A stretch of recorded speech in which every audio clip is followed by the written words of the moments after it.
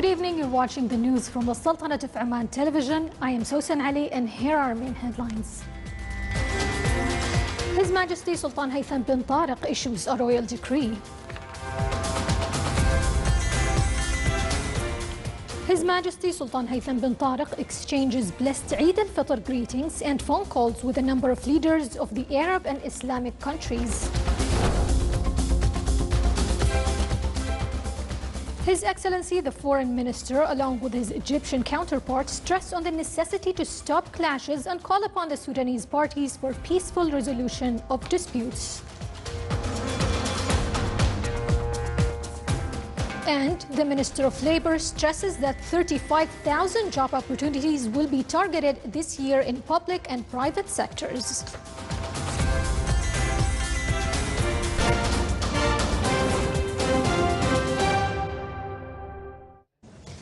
Those were the headlines. Now for the news in detail. His Majesty Sultan Haytham bin Tariq has issued Royal Decree number 24/2023. Article 1 enacts the attached amendments on combating drugs and psychotropic substances law. Article 2 cancels all that contradict with the attached amendments or contravene with their provisions. Article 3 this decree shall be published in the official gazette and shall come into effect from the next day of its publication. His Majesty Sultan Haytham bin Tariq exchanged greetings on the occasion of Eid al-Fitr during phone calls with His Majesty King Hamad bin Isa al-Khalifa of the Kingdom of Bahrain, His Highness Sheikh Tamim bin Hamad al-Thani, Emir of the State of Qatar, His Majesty King Abdullah II ibn al-Hussein, King of the Hashemite Kingdom of Jordan, His Excellency Abdul Fattah al-Sisi, President of Egypt, His Excellency Dr. Ibrahim Raisi, President of the Islamic Republic of Iran, His Excellency President Recep Tayyip Erdogan of Turkey, and His Highness Sheikh Mish'al al-Ahmed al-Jaber al-Sabah, Crown Prince of the State of Kuwait. His Majesty expressed his sincere greetings and best wishes to them of good health, happiness and long life, and to the people of their countries for their progress and prosperity. From their side, the leaders forwarded greetings and best wishes to His Majesty the Sultan, requesting Allah the Almighty to renew this occasion on His Majesty and to enjoy him with good health, happiness and long life, and for Omani people further progress and prosperity.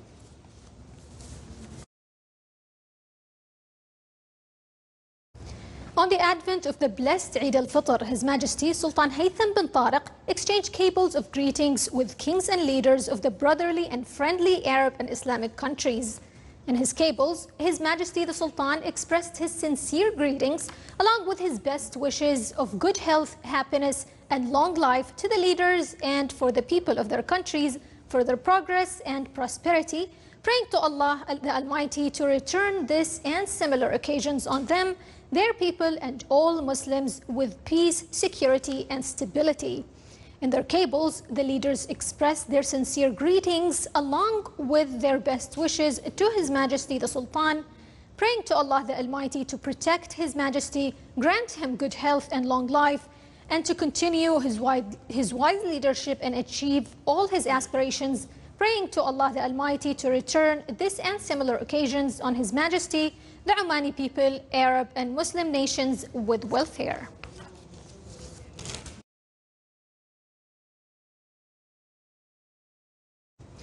Developments of the conflict in the Republic of Sudan were discussed by His Excellency Sayyid Badr bin Ahmed al-Busaidi, Foreign Minister, during a phone call with His Excellency Samah Shukri, Foreign Minister of the Arab Republic of Egypt. The two sides affirmed on the necessity to stop clashes and call upon the Sudanese parties to stay rational and exercise restraint. They as well called upon the conflict parties for peaceful resolutions of disputes in order to protect lives and capabilities of the brotherly Sudanese people and to maintain its safety, stability and territorial unity. His Excellency Sayyid Badr bin Hamad al-Busaidi, Foreign Minister, during phone call with Ahmed Abu Ghait, Secretary General of Arab League, and Mahmoud Ali Yusuf, Foreign Minister of Djibouti, discussed the security and humanitarian situation in Sudan and the keenness of the countries in the region to calm the situation and support any effort that help the Sudanese parties to bring back security and stability and end the disputes through dialogue and peaceful means. In another phone call, His Excellency the Foreign Minister and His Highness Sheikh Abdullah bin Zayed Al Nahyan, the Minister of Foreign Affairs and International Cooperation of the United Arab Emirates, discussed the brotherly relations between the two countries and consulted on the challenges facing the Arab region as well as the current issues on the international arena.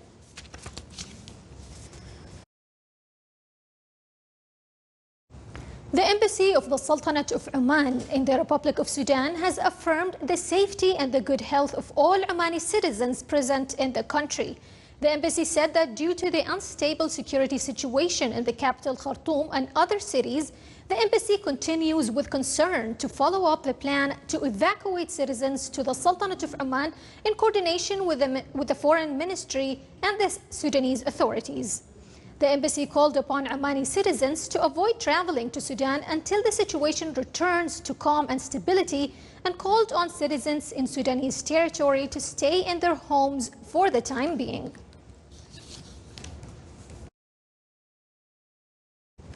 His Excellency Dr. Muhammad bin Saeed Ba'win, Minister of Labor, said that the total number of job opportunities that will be targeted this year is 35,000 job opportunities, 14,000 of them through employment and replacement in the private sector, and 10,000 employment and replacement opportunities in the public sector. This came during the annual press conference of the Ministry of Labor. The press conference also shed light on the laws and regulations that organize the labor market.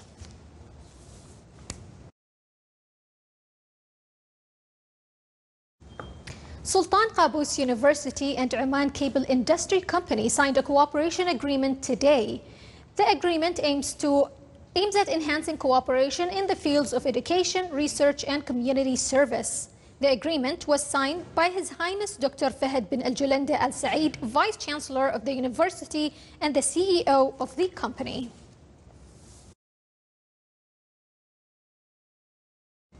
The Municipal Council in the Governorate of South Al-Batina reviewed during its meeting work progress of the companies tasked with implementing and rehabilitating road projects in the wilayas of the Governorate. The meeting reviewed a number of service requests in the wilaya of Wadi Al-Ma'awil, which relate to supplying drinking water and beautifying the wilaya's entrance. The meeting also discussed responses forwarded by the walis of the Governorate on approving residential schemes. The meeting was chaired by His Excellency Sheikh Saif bin Himyar Al-Malik Al-Shihi, Governor of South Al-Batina, Chairman of the Municipal Council.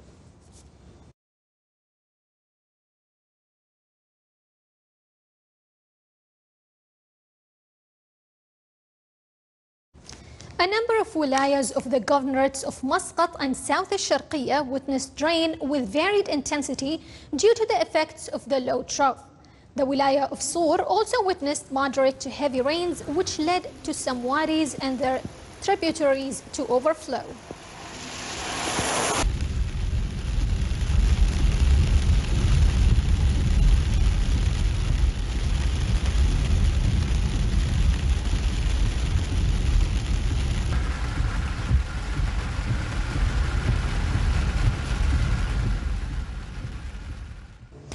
A number of wilayas of the Governorate of Ad-Dakhiliyya also witnessed rains with varied intensity, which led to some wadis and their tributaries to overflow.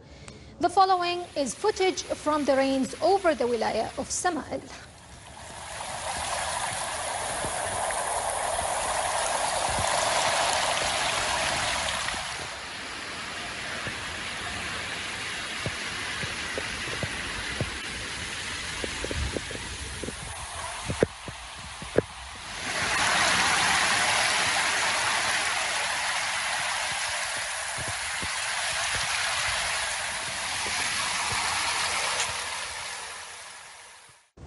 The Directorate General of Education in the Dakhliya Governorate held a ceremony to honor the distinguished school students of the Governorate for the academic year 2022-2023. More details in the coming report.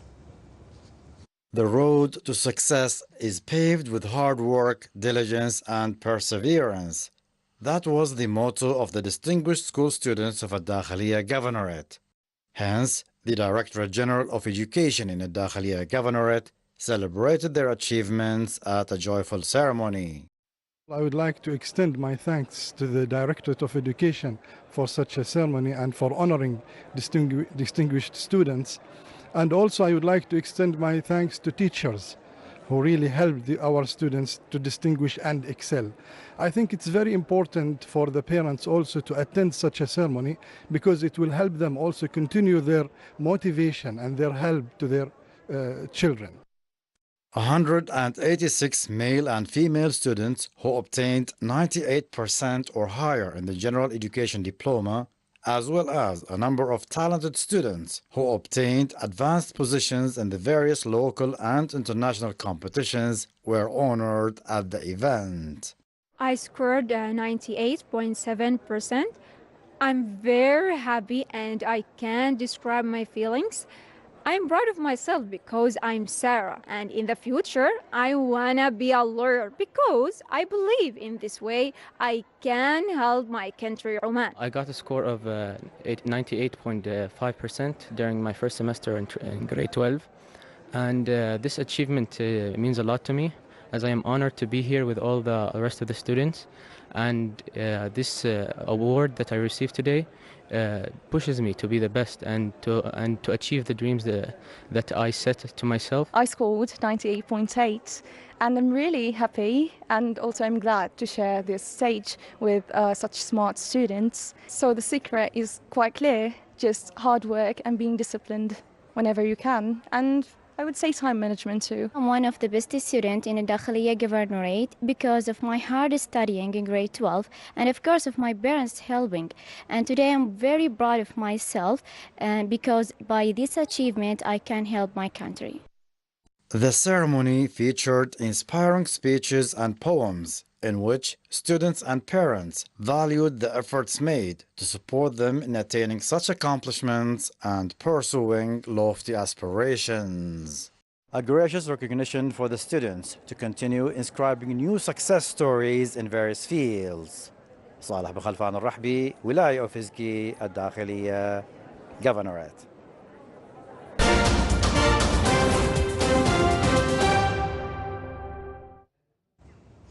Explosions and heavy gunfire are rattling Sudan's capital for a fifth day after an internationally brokered truce quickly fell apart. The ceasefire failure suggests that the two rival generals fighting for control of the country are determined to crush each other in a potentially prolonged conflict. Footage from the airbase in Miro Airport north of Khartoum showing damages in the control tower, terminals, hangars and fire engines. It showed soldiers of the Sudanese armed forces controlling the airbase after reportedly retaking it from the rival rapid response forces. The UN says at least 296 people have been killed in the past 5 days, but the toll is likely higher since many bodies have been left in the streets unreachable because of clashes.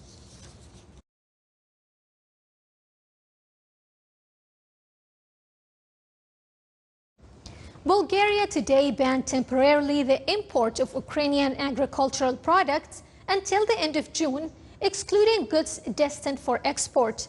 The government said that the measure is aimed at protecting the competitiveness of the local farmers from the grain influx from Ukraine, the low purchases prices, the impossibility to sell the local production, which is piling up in warehouses.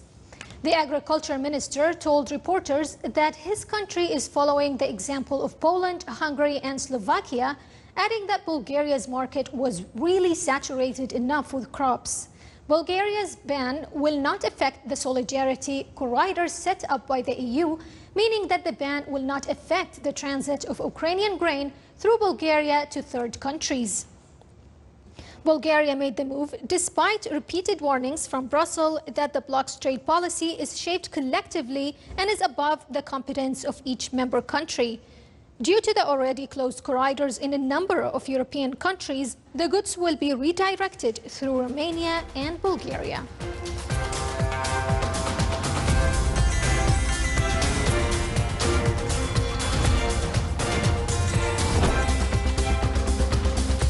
The This is the Sultanate of Oman television. Before we end tonight's bulletin, here's a recap of our main points. His Majesty Sultan Haytham bin Tariq issues a royal decree.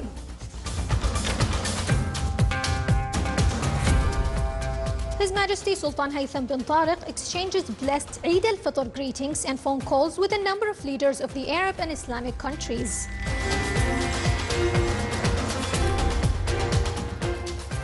His Excellency the Foreign Minister, along with his Egyptian counterpart, stressed on the necessity to stop clashes and call upon Sudanese parties for peaceful resolution of disputes. And the Minister of Labour stresses that 35,000 job opportunities will be targeted this year in public and private sectors.